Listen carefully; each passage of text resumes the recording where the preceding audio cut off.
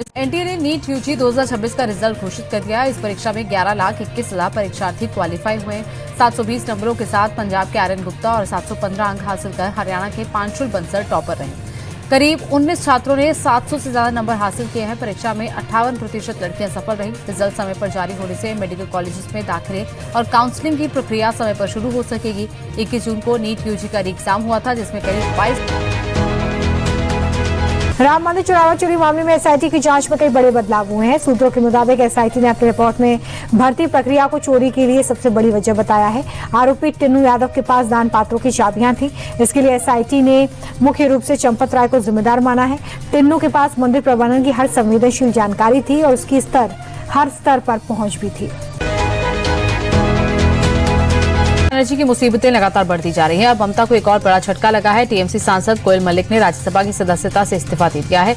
TMC के 13 राज्यसभा सांसदों में से अब तक 4 सांसद इस्तीफा दे चुके हैं। इस्तीफे के बाद कोयल मलिक ने केंद्रीय मंत्री भूपेंद्र यादव से मुलाकात की, जिसके बाद उनके बीजेपी में शामिल होने की अटकलें तेज हो गई। राज्यसभा सांसद कोयल मलिक के इस्तीफे पर ममता बनर्जी ने कहा कि उन्हें पहले ही ईमेल के जरिए सूचना दे दी थी। मैं उनका सम्मान करती हूं, लेकिन सच यही है कि ये लोग बीजेपी के दबाव में पार्टी छोड़ रहे हैं। जिन जिन लोगों को जाना है चले जाएं, जिससे पुलिस, सीबीआई, ईडी, सीआईडी से बचना है और 21 जुलाई से पहले बोरिया बिस्तर समेट कर चला जाए। लेकिन मैंने जो पार्टी बनाई है उसे कलंकित न करें। एसआईआर को लेकर एआईएमआईएम चीफ असदुद्दीन ओवैसी ने एक बार फिर बीजेपी और चुनाव आयोग पर अटैक किया। ओवैसी ने कहा कि बंगाल में 24 लाख जिंदा लोगों के नाम वोटर लिस्ट से काट दिए गए। सुप्रीम कोर्ट ने एसआईआर को सही ठहराया, लेकिन हमें बीजेपी को मनमानी करने से रोकना होगा, इसीलिए हमें सावधान रहना होगा। E20 पेट्रोल पर विवाद के बीच छत्तीसगढ़ की रायपुर कंज्यूमर कोर्ट ने देश का पहला ऐतिहासिक फैसला सुनाया। E20 पेट्रोल से गाड़ी खराब होने की शिकायत के बाद अदालत ने गाड़ी के मालिक के हक में फैसला सुनाते हुए कहा कि कार कंपनी को या तो नई कार देने या फिर पूरे पैसे वापस करने के आदेश दिए हैं। इतना ही नहीं, कार कंपनी को मानसिक प्रताड़ना के लिए 1 लाख रुपए का मुआवजा और मुकदमे पर 10,000 रुपए भी देने होंगे। देश भर के उपभोक्ताओं के लिए ये मिसाल बन सकती है। दिल्ली में कांग्रेस नेताओं से मीटिंग के बाद चरणजीत सिंह चन्नी ने बड़ा बयान दिया। चन्नी ने कहा कि पंजाब कांग्रेस में ऑल इज वेल है। हम हमेशा पार्टी के साथ थे, हैं और रहेंगे। फैसला हमेशा हाईकमान का होता है। हाईकमान ने मेरी बातें सुनी है। दरअसल पंजाब कांग्रेस अध्यक्ष पद को लेकर चरणजीत सिंह चन्नी नाराज। दिल्ली के जंतर मंतर पर एक्टिविस्ट सोनम वांगचुक की भूख हड़ताल जारी है। 19वें दिन उनका वजन 9 किलो से ज्यादा कम हो गया।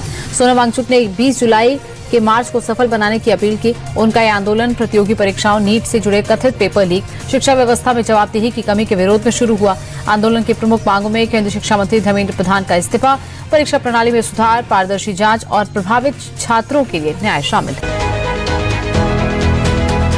यूपी के विवादित मौलाना जर्जिस अंसारी ने भगवान श्री कृष्ण भड़काऊ बयान दिया है। झारखंड में की गई तकरीर में मौलाना ने दावा किया कि भगवान कृष्ण भी मुसलमान थे और वो 5 बार की नमाज पढ़ते थे। मौलाना ने अपने कुतर्क के लिए श्रीमद् भागवत गीता का सहारा लिया और भगवत गीता के श्लोक की गलत व्याख्या की। हिंदू महासभा की शिकायत पर मौलाना के खिलाफ लखनऊ के हजरतगंज थाने में एफआईआर दर्ज कर ली गई है।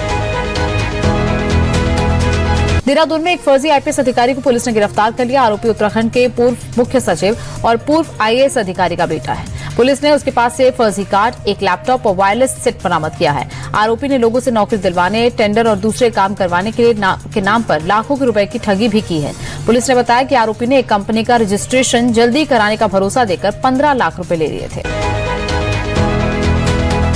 मुंबई के मरीन लाइन्स पर करीब 100 साल पुरानी मशहूर पारसी डेयरी फार्म पर एफडीए ने बड़ी कार्रवाई की। एफडीए ने गंभीर खाद्य सुरक्षा खामियां मिलने के बाद डेयरी का एफएसएसएआई लाइसेंस तत्काल प्रभाव से सस्पेंड कर दिया। टीम की जांच में गंदगी, फफूंदी, मक्खियों की मौजूदगी, कीट नियंत्रण की कमी, प्रोडक्ट पर जरूरी लेबलिंग नहीं मिली और एफडीए ने 14 जुलाई को निरीक्षण किया था, जिसके बाद ये खामियां पाई गई। मुंबई के गोवंटी में एफडीए ने बड़ी कार्रवाई की। एफडीए ने 1683 लीटर दूध नष्ट कर दिया। कार्रवाई मेसर्स सूफी डेयरी पर की गई है, जहां जांच के दौरान दूध को खुला और लेबल वाली पैकेजिंग के बिना पाया गया। दूध टैंक और प्लास्टिक थैलियों में रखा पाया गया। एफडीए के मुताबिक इसकी कीमत 1 लाख रुपए से ज्यादा है। दूध के सैंपल जांच के लिए भेजे गए हैं। रिपोर्ट के आधार पर आगे की कार्रवाई की जाएगी। महाराष्ट्र के अकोला में एफडीए ने फूड प्रोडक्ट बनाने वाली फैक्ट्री पर बड़ी कार्रवाई की है। छापेमारी के दौरान टीम ने 1 करोड़ 23 लाख रुपए का सामान जब्त किया। बताया जा रहा है कि निरीक्षण के दौरान फैक्ट्री में कई प्रतिबंधित खाद्य पदार्थों का निर्माण किया जा रहा था। मुख्य आरोपी गौरव अशोक शर्मा है, जो कि फरार बताया जा रहा है। फिलहाल पुलिस ने फैक्ट्री चलाने वाले सभी लोगों के खिलाफ केस दर्ज कर लिया है।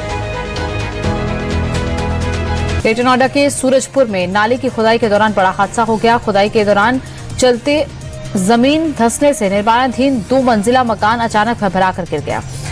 मकान के गिरने से इलाके में अफरा तफरी मच गई। राहत की बात यह रही कि हादसे के समय मकान के आसपास कोई मौजूद नहीं था, जिससे जनहानि नहीं हुई। बताया जा रहा है कि मकान के पास नाले का निर्माण चल रहा था, जिससे मकान की नींव कमजोर हो गई और निर्माणाधीन इमारत अचानक ढह गई।